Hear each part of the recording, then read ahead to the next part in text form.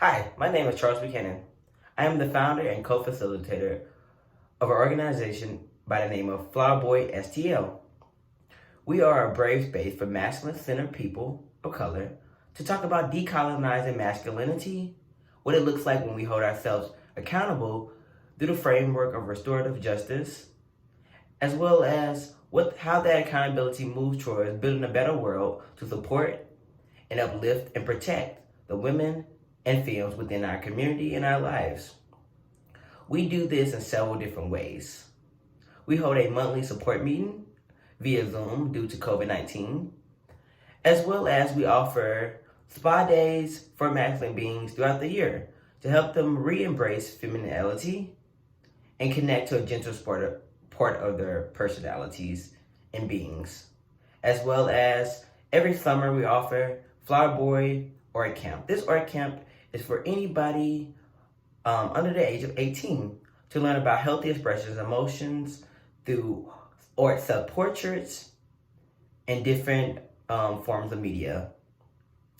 As well as we offer workshops through our various partners, but we just don't stop at workshops.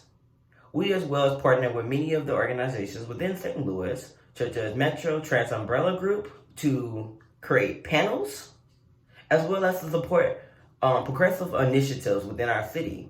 One of those partnerships is with Action St. Louis. Action St. Louis is a Black-led organization here in St. Louis who is dedicated for the liberation of all Black people. One of those initiatives is Close the Workhouse.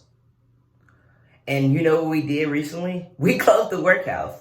And that was only done through the people power. And what I mean by people power is that, yes, we went out in the streets and we rallied and we protested, but we also called our aldermans every single day. We called them. We showed up at townhouse meetings, asking the questions regarding the workhouse, asking about the budget. We also went to meetings with our mayor, and we asked our mayor to say, hey, mayor, hey, Lida, what are you going to do to support all your constituents and not spend $2.3 million on a workhouse when it only houses 92 people? We asked difficult questions, and we showed up time and time again in actionable ways, such as calling our aldermans, creating door hangers so that people were getting that information every part of St. Louis, as well as we did op-eds about why the workhouse should be closed. We gained national support for our cause. Those are some ways that people move from protesting and rallies to actionable things to help push policies. And one thing we often see is that when people become fired up and they see that a new case of police brutality has occurred, they want to start organizing for the first time. And that's beautiful. But it's really important to look towards the organizations and the people who have been on the ground from the beginning, who have the years of experience and wisdom to help direct you towards initiatives that are currently going on. Because there's no problem with starting a new organization. The only problem is here in St. Louis and many places is that resources are scarce. And because those resources are scarce, it's really important that we come together and we fight with those organizations that are already in existence so that we have one voice and one united front. Because we're all working towards the same thing, the liberation of all Black people. So it's important that we stand hand in hand to get that accomplished. So if you're ready to join an organization that is on the fronts of propelling us to liberation of all people, here's a list of those organizations within St. Louis that would love to have you volunteer your time. There is Action St. Louis, who is currently hiring for canvassers as well as phone banks to help to expand Missouri Medicaid on August 4th.